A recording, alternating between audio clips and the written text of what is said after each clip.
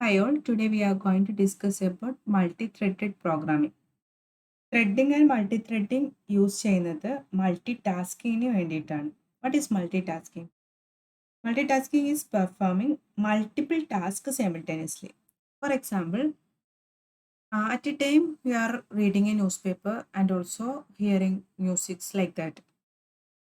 A process of executing multiple tasks simultaneously, we use multitasking to utilize the CPU. Multitasking can be achieved in two ways. The first one is process-based multitasking, അതായത് multiprocessing. Multiple process ആണ് parallel execute ചെയ്യുന്നത് ആവുന്നത്. Okay, then thread based multitasking means multi-threading. ഇനി പ്രോസസ്സിങ്ങിൻ്റെ അകത്ത് തന്നെ parallelly execution possible ചെയ്യാൻ വേണ്ടിയിട്ടാണ് multi-threading use ചെയ്യുന്നത്. Thread means thread is a lightweight process. ഒരു പ്രോസസ്സിൻ്റെ അകത്തെ ഇൻഡിപെൻഡൻ്റ് ആയി എക്സിക്യൂട്ട് ചെയ്യാൻ പറ്റുന്ന ചെറിയ സ്മോളസ്റ്റ് ആയിട്ടുള്ള യൂണിറ്റ് ആണ് thread. Next multi threading in Java. A thread is a lightweight sub process, the smallest unit of processing. Multi threading in Java is a process of executing multiple threads simultaneously. Threads use a shared memory area. They don't allocate separate memory area. So it saves memory. And context switching between the threads takes the less time than process. Java multithreading is mostly used in games, animation, etc. Here, process 1-ൻ്റെ അകത്ത് 3 threads ഉണ്ട്. അതേപോലെ process 2-ൻ്റെ അകത്ത് 2 threads, process 3-ൽ 1 thread. Okay, then ഒരു OS-ൻ്റെ അകത്ത് ഈ ഒരു example ആണെങ്കിൽ 3 പ്രോസസ്സാണ് ഉള്ളത്. ബട്ട് ഓരോ പ്രോസസ്സറിൻ്റെ അകത്തും മൾട്ടിപ്പിൾ ത്രെഡ് ഉണ്ട്. മൾട്ടിപ്പിൾ ത്രെഡ്സ് പാരലലി എക്സിക്യൂട്ട് ആകും. ഇതെന്തിനാന്ന് വെച്ചാൽ to maximise the CPU utilisation. And the next is application of multi threading. You are typing a paragraph on MS Word, but in background one more thread running and checking your spelling mistake. അതായത് at a ടൈമിൽ തന്നെ 2 processing നടക്കുന്നുണ്ട്. ഒരു thread വേർഡിന് വേണ്ടിക്ക്, ഒരു thread spelling check ചെയ്യാൻ വേണ്ടിക്ക്. അതേപോലെ take another example, online ticket booking system handles request of multiple users with multi-threading, and online banking manages different transactions concurrently with multi-threading. And also you can open and manage multiple tabs in a web browser with the help of multi-threading. And the advantage of Java multi-threading is it does not block the user because threads are independent and you can perform multiple operations at the same time. And you can perform many operations together, so it saves time. Threads are independent, so it does not affect other thread if an exception occurs in a single thread.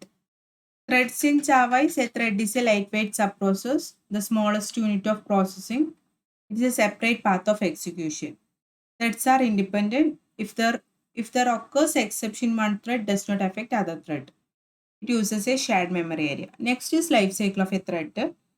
The life cycle of the thread in Java is controlled by JVM, and the Java thread states are as follows: new, runnable, running, blocked, or waiting state, and last is terminated.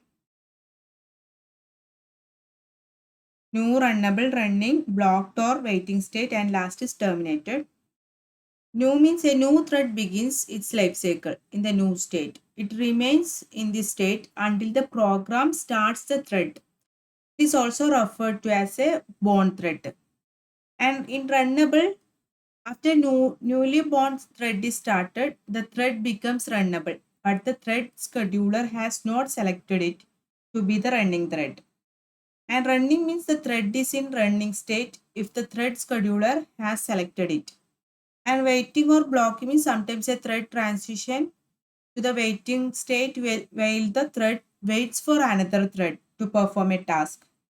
A thread transitions back to the runnable state only when another thread signals the waiting thread to continue executing. And the last is terminated, means dead. A thread is in terminated or dead state when its run off method exits. Next, thread priorities. Every Java thread has a priority that helps the operating system determine the order in which threads are scheduled. Java thread priority are in the range between minimum priority, means a constant of 1, and max priority, a constant of 10. By default, every thread is given priority non-priority, a constant of 5. Threads with higher priority are more important to a program and should be allocated processor time before lower priority thread. However, thread priorities cannot guarantee the order in which the thread execute and are very much platform dependent. Next is create a thread by implementing a runnable interface. The first step is, as a first step, you need to implement a runoff method provided by a runnable interface. This method provides an entry point for the thread, and you will put your complete business logic inside this method. Syntax is public void runoff. And the second step is you will instantiate a thread object using the following constructor. Thread bracket runnable thread object comma string thread name. Where thread object means obj is a instance of a class that implement the runnable interface, and thread name is the name given to the new thread. And the step 3 is, once a thread object is created, you can start it by calling startoff method, and which executes a call to runoff method, and the syntax is void startoff. അത് thread use ചെയ്തതിൻ്റെ ഒരു എക്സാമ്പിളാണ്. Thread create ചെയ്യുന്ന T ആയിട്ട് അതിന് call ചെയ്യുന്നത്. Then thread name അതിൻ്റെ return type string ആണ്. ദെൻ കൺസ്ട്രക്ടർ ആണ്. കൺസ്ട്രക്ടർ എന്ന ഒരു ആർഗ്യുമെൻറ്റ് കൊടുക്കുന്നുണ്ട്, റിട്ടേൺ ടൈപ്പ് സ്ട്രിങ് നെയിം. എന്നിട്ട് ആ നെയിം പാസ് ചെയ്ത് കഴിഞ്ഞാൽ അത് ത്രെഡ് നെയിമിലേക്ക് അസൈൻ ചെയ്ത് അതിനെ പ്രിൻ്റ് ചെയ്യിപ്പിക്കും. ദെൻ റൺ മെത്തേഡിൽ ട്രൈ ക്യാച്ച്, അതായത് ട്രൈൻ്റെ അകത്താണ് പ്രോഗ്രാം എന്താ ചെയ്യേണ്ടതെന്നുള്ള കണ്ടീഷൻ വെച്ച് കൊടുക്കുന്നത്. Then thread dot sleep of എന്ന് പറഞ്ഞിട്ട് കൊടുത്തിട്ടുണ്ട്. അത് means let the thread sleep four A വെയിൽ, അതായത് അത്രയും മില്ലി സെക്കൻഡ് വരെ വെയിറ്റ് ചെയ്യാൻ പഠിക്കും, സ്ലീപ്പ് ആയിരിക്കും. ഓക്കെ.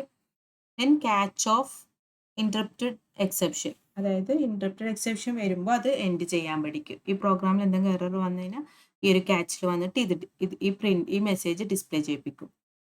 അതർവൈസ് ഈ പ്രോഗ്രാം എക്സിക്യൂട്ട് ചെയ്തതിന് ശേഷം ഈ ലാസ്റ്റ് കൊടുത്ത ഈ എക്സിസ്റ്റിംഗ് എന്ന് പറഞ്ഞ മെസ്സേജാണ് ഡിസ്പ്ലേ ചെയ്ത് കാണിക്കും. ദെൻ സ്റ്റാർട്ട് ഓഫ് മെത്തേഡിൽ ത്രെഡിൻ്റെത് ത്രെഡ് ടി ആയിട്ടാണ് കോൾ ചെയ്ത് ഇനിഷ്യലൈസ് ചെയ്ത്. സോ അത് നള്ളാണോ നോക്കിയതിന് ശേഷം ദെൻ ഒബ്ജക്റ്റ് ക്രിയേറ്റ് ചെയ്തിട്ട് ദെൻ അതിന് സ്റ്റാർട്ട് ഓഫ് എന്ന് പറഞ്ഞ ഫംഗ്ഷന് കോൾ ചെയ്യുന്ന വേണ്ടും. ഓക്കെ, ഒബ്ജക്റ്റ് വെച്ചിട്ട് ദെൻ മെയിൻ ക്ലാസ്സിൽ ജസ്റ്റ് ഒബ്ജക്റ്റ് ക്രിയേറ്റ് ചെയ്ത് അത് സ്റ്റാർട്ട് മെത്തേഡിനെ കോൾ ചെയ്യുന്നു. Okay. Next is managing errors and exception ആണ്. Errors indicate that something severe enough has gone wrong. The application should crash rather than try to handle the error. An exception is an unwanted event that interrupts the normal flow of the program. When an exception occurs, program execution gets terminated. In such cases, we get a system-generated error message. So, there can be several reasons that can cause a program to throw exception. For example, opening a non-existing file in your program, network connection problem, bad input data provided by the user. Next, an exception can occur for many different reasons. Following are some scenario where an exception occurs. A user has entered an invalid data, then a file that needs to be opened cannot be found, and network connection has been lost in the middle of communication, or the JVM has run out of memory. And some of these exceptions are caused by user error, others by programmer error, and others by physical resources that have failed in some manner. And based on this, there are 3 categories of exception. First one is checked exception, and the next is unchecked exception and errors. In checked exception is an exception that is checked by the compiler at compilation time, and these are also called as compile time exception. And this exception cannot simply be ignored. The programmer should take care of or handle this exception. And unchecked exception means it's an exception that occurs at the time of execution. These are also known as runtime exception. And this include programming bugs such as logic error or improper use of an API like that. And errors means there are non exception at all, but problems that arise beyond the control of the user or the programmer. Errors are typically ignored in your code because you can rarely do anything about an error. For example, if a stack overflow occurs, an error will arise. They are also ignored by at the time of compilation. And not the point, in a method, there can be more than one statement that may throw exception. So put all this statement within its own try block and provide separate exception handler within on catch block for each of them. If an exception occur within the try block, that exception is handled by the exception handler associated with it. So to associate exception handler, we must put catch block after it. There can be more than one exception handler.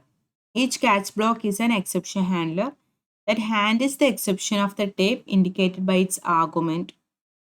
And the argument exception type declares the type of the exception that it can handle and must be the name of the class that inherit from throwable class. And for each try block, there can be 0 or more catch blocks, but only one finally block is there. I'll show the syntax here, how to use try catch. Okay, try. Then inside that block of code to monitor for errors, the code you think can raise an exception. So in catch block, exception type 1, second catch exception type 2. Okay, exception handler for exception type 1 first case, and in second case exception handler for exception type 2. And finally it's optional block of code to be executed after try block's end. Okay.